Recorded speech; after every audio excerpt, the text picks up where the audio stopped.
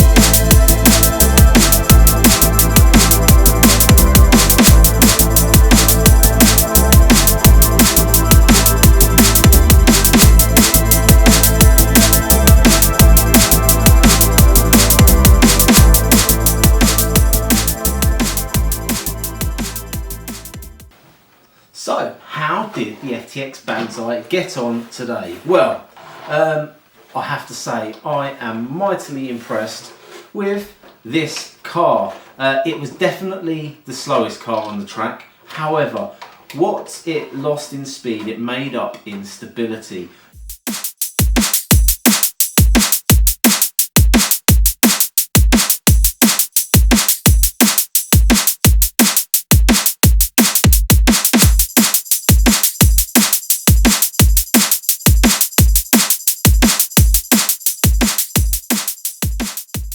This car was on rails. It was so planted and so smooth, it was a pleasure to drive. Now, I did point out in my last video that I thought the shell might take a little bit of a beating, and I was right. First little crash and the spoiler did come off. But, do you know what? It still looks pretty cool without the spoiler. Underneath the shell, if we take a closer look,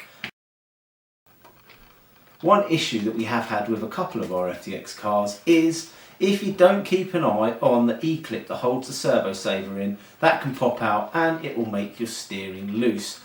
This did happen to me today in, I think it was the third round, the E-clip came out.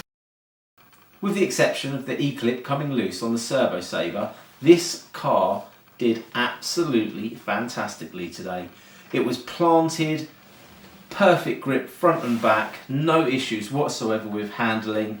I think I could have quite comfortably run this a lot faster than I did by changing the motor and the pinion. However, this is an entry-level car for a beginner, and in fact this is going to become my son's touring car, which I'm going to introduce him to racing with.